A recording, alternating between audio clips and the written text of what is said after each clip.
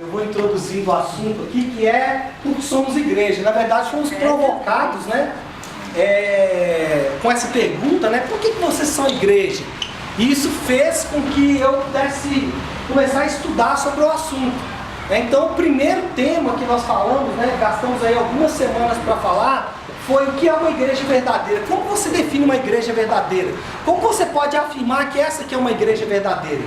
E aí nós começamos a estudar, e a definição, a forma como você enxerga uma igreja verdadeira, não é porque ela se chama batista, ou presbiteriana, ou católica, não é porque ela tem um nome A, B ou C, ou porque ela existe há muitos anos, não. Eu faço parte dessa igreja porque ela está aqui há 400 anos, há 1000 anos.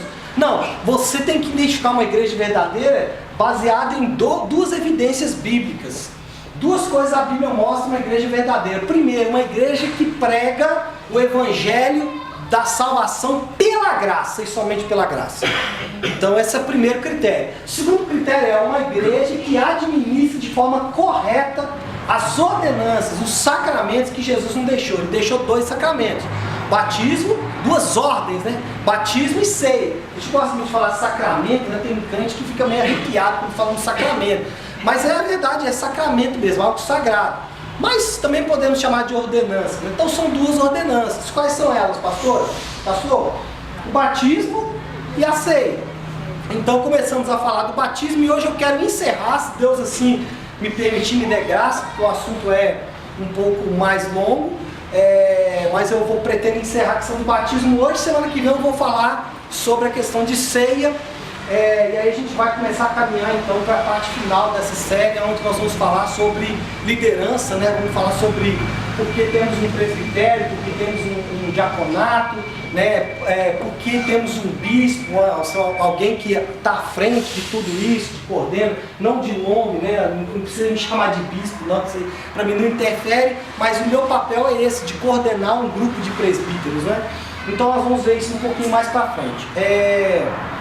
O que nós temos que ter em mente quando falamos de batismo, e hoje o tema desse teaser hoje é: o batismo é necessário para a salvação?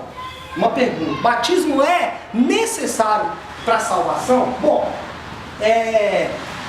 embora nós podemos reconhecer que Jesus ele deu uma ordem, por exemplo, Mateus 28:19 ou Marcos 16:16, ele deu uma ordem. Quem crê e for batizado será salvo. Ou lá em Mateus 28, o que ele fala? Ide por todo mundo, pregar o evangelho a toda criatura, batizando-os em nome do Pai, do Filho e do Espírito Santo. Nós vemos a igreja de Atos, se você ler a igreja de Atos, era uma igreja preocupada com o batismo. Eles faziam batismo. Atos 2:38 é um exemplo disso, né? Apesar disso, nós não devemos dizer que o batismo seja necessário para a salvação. Embora seja uma ordem, ele não é necessário. E eu vou explicar daqui a pouco porquê, mas eu quero citar um texto, mesmo que eu falei agora de Marcos 16:16. Marcos 16:16 fala: quem crê e for batizado será salvo. Quem, porém, não crer, ele não fala assim, quem, porém, não crê e não for batizado. Ele fala, quem, porém, não crê, já está condenado. Então, no primeiro momento, ele coloca o batismo como uma ordem, ele fala quem crê e for batizado. No segundo momento, ele exclui o batismo. Ele fala quem não crê, porém, está condenado. Um outro exemplo também de que o batismo não é necessário para a salvação, é o ladrão na cruz. O que Jesus falou com ele? Ele foi batizado? Não, mas foi salvo. Agora, o fator preponderante para que nós possamos afirmar, né, que o batismo não é necessário para a salvação é muito simples, irmão. Se isso fosse verdade, se o batismo fosse necessário para a salvação, nós não seríamos salvos apenas pela fé. Seríamos salvos por uma mistura de fé e obra, no caso, o batismo. Então, para você ser salvo, você teria que ter uma obra para ser salvo. E como já vimos, né? Talvez você está aqui hoje, né, pela primeira vez, ou perdeu algum capítulo aí dessa série Porque Somos Igreja, né, te convido depois, tem lá no YouTube, né? Nós já vimos e temos visto aí, né, nas pregações de Romanos, que a salvação é somente pela fé. Amém ou não? Amém. Então, se a salvação é somente pela fé, eu não posso falar que o batismo ele é preponderante para a salvação, senão eu vou fazer um misto de fé e obras, né? E aí nós vamos apelar para o texto. Vocês abriram aí Efésios 2,8? Amém. Todos abriram? O que diz Efésios 2,8? Porque pela graça sois salvos, mediante a fé. Isso não vem de vós. Então como é que é a nossa salvação, irmãos? Está claro aí. Pela graça, mediante a fé. Isso não vem de vós. É o que? Dom de Deus, é presente de Deus. Salvação é presente de Deus. Olha o 9. Não de obras. Não de obras. Para que ninguém se glorie. Porque somos feitura dele, criados em Cristo Jesus, para boas obras. Ô pastor, peraí. Tem aí, ó. Tem obras. Tem obras. Você falou que não tem obra, mas acabou de falar que tem obras. Aí você vai ter que entender o que ele está falando. Ele fala assim, olha, a salvação é pela fé, né? Mediante a fé pela graça. Isso não vem de vós, é dom de Deus. Mas porque você é salvo com esse dom, você vai fazer boas obras. Então o batismo não é necessário para a salvação. Mas se você é salvo, você vai querer batizar. Se você é salvo, você vai querer batizar. É isso que ele está falando, né? Aí ele fala, as quais Deus de antemão preparou para que andássemos nela. Isso vai muito de frente, né? Quem aqui tem uma formação católica, a grande maioria dos brasileiros tem essa formação, mesmo aqueles, como por exemplo, esse que vos fala, né, que nasceu num lar evangélico, mas o meu lado paterno, meu pai, minha avó paterna, ela é muito católica, né? E isso é um contrassenso com o catolicismo, porque no catolicismo a salvação ela é um híbrido entre graça e obras. É um híbrido entre graça e obras. Você não é salvo somente pela graça, você é salvo pela graça mais obras. Isso começou lá com São Tomás de Aquino, né? Que é um semi-pelagianismo, uma forma híbrida de salvação. Quer ver? Eu vou citar aqui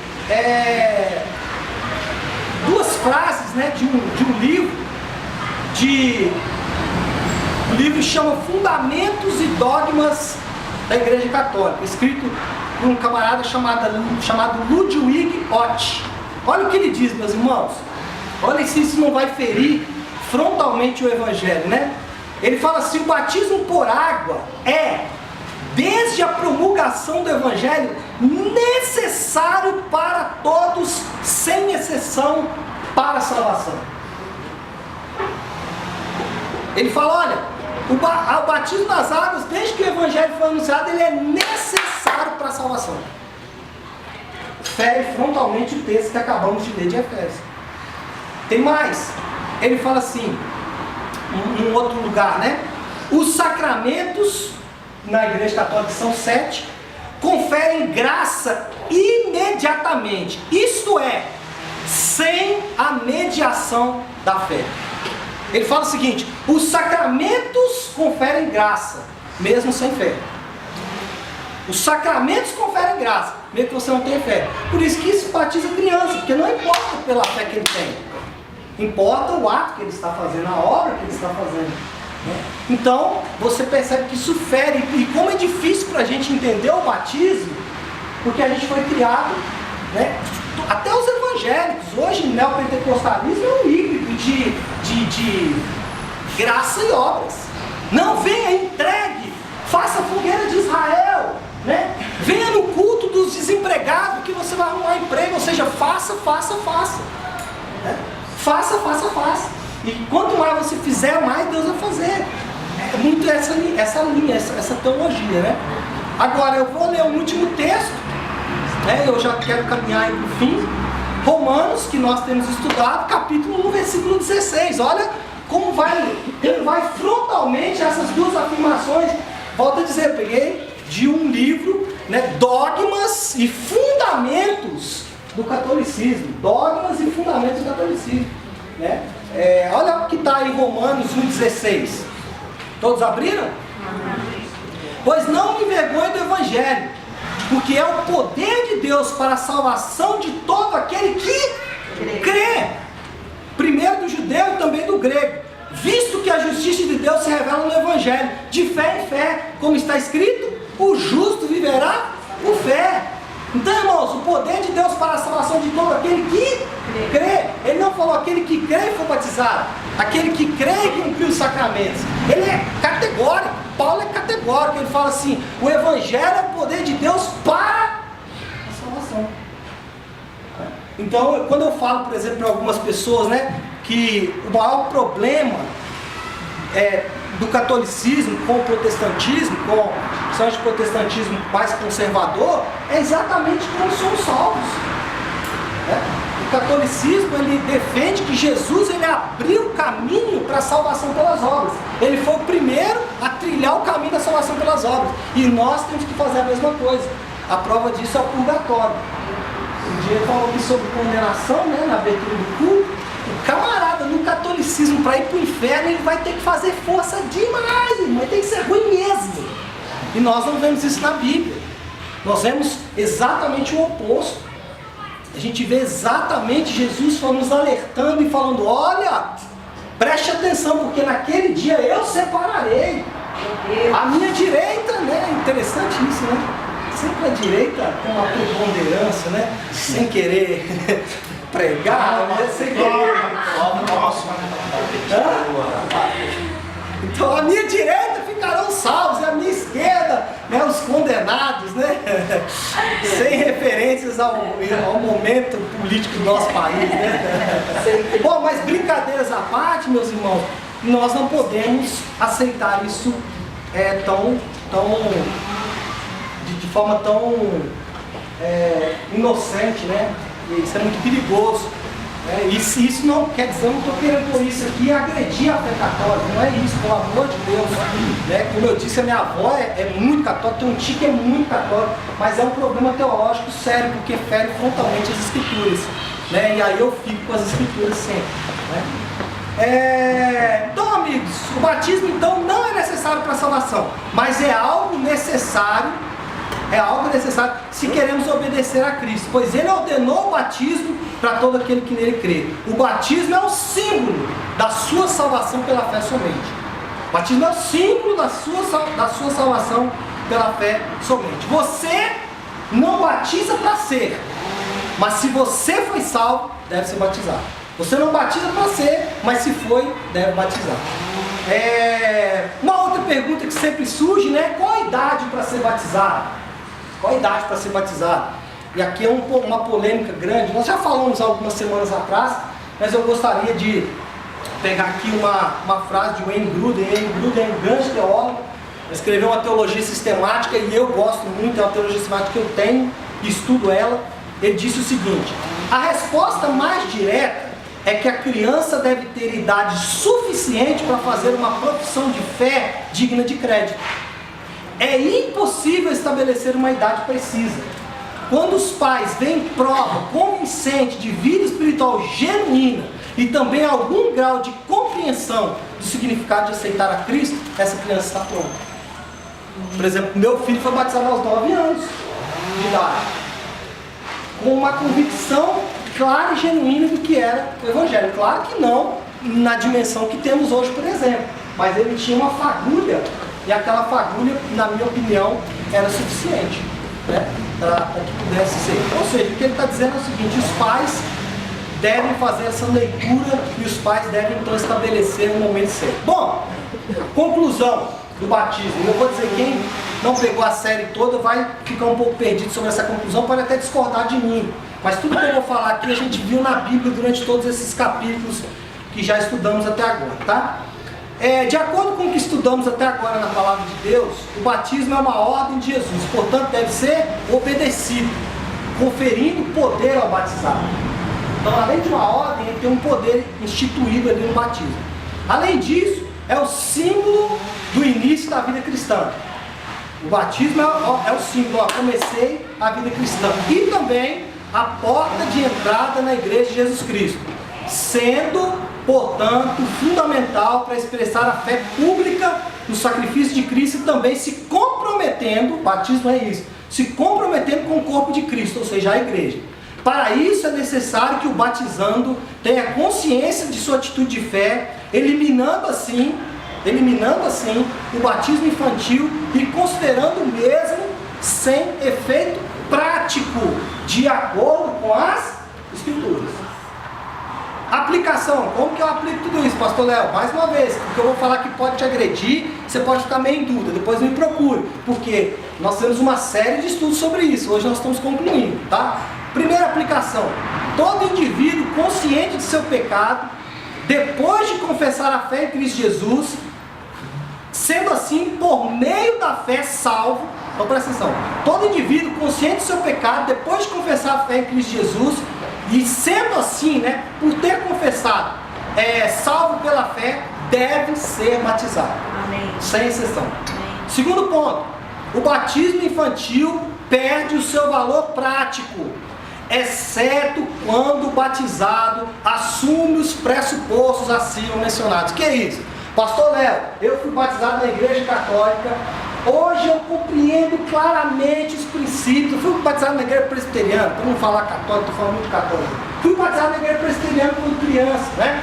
Mas hoje eu entendo claramente esses princípios, entendo a salvação pela fé, entendo o Evangelho, confesso a fé evangélica, confesso a fé protestante, mas eu não acho necessário que eu faça um outro batismo. Para quê? Não tem necessidade. Bom, a gente vai investigar, né? Vamos conversar com você para entender por que realmente você não quer. Às vezes a pessoa fala assim, eu não quero porque eu vou ferir a minha família. Isso é um problema, porque você está abrigando em Deus. Você está abrigando em Deus. Agora, existem situações em que a gente vai falar, não, realmente não precisa fazer o batismo normalmente. Mas, normalmente, o que eu digo? Eu recomendo fortemente. Se você foi batizado quando criança, eu recomendo que você faça. Até porque não tem contraindicações. Não tem um versículo na Bíblia que fala assim, aquele que for batizado pela segunda vez está condenado ao fogo eterno. Não tem contraindicações. Pelo contrário, irmãos, é uma experiência maravilhosa. Quem foi batizado, eu me lembro dos momentos que antecederam, a minha família toda ali, foi uma grande bênção. Foi uma experiência pessoal muito bonita, muito gostosa. Né? Aqui tem vários irmãos que contam experiência bonita, né? Tem pessoas aqui que sempre contam experiências bonitas. O Alisson foi batizado com experiência bonita de batismo. Então, não tem contraindicações, tá? Mas nós não podemos simplesmente pegar e falar, ó, o batismo infantil está completamente descartado. Não, vamos analisar caso a caso. E o terceiro e último, eu preciso terminar. O batismo deve ser critério para a inclusão de novos membros da igreja. Não tem como você fazer parte de uma igreja sem ser batizado. Isso é bíblico, está lá em Atos. O processo era o mesmo. Recebiam a palavra, eram batizados e entravam para a comunidade. Então o batismo é a porta de entrada. Não tem como. Não tem como. A pessoa, para se tornar membro da igreja, ela precisa ser batizada. Isso é um pressuposto da palavra de Deus. Né? Inclusive, o batismo realizado em outra igreja que mantém a mesma fé que praticamos. Então, você vem de uma outra igreja evangélica que foi batizado lá, não precisa batizar aqui de novo, professa a mesma fé, né? Entende os pressupostos da fé, não tem importância. Você vai ser arrolado aqui, vai ser colocado como um membro aqui, vai fazer parte dessa congregação sem necessidade de um outro batismo. Né? Tem algumas igrejas que não aceitam, por exemplo, determinados tipos de batismo. Eu sempre falo, recomendo fortemente. Você foi batizado, não vê significado no seu batismo anterior, quer se batizar de novo, não tem contraindicação. Amém? Glória a Deus.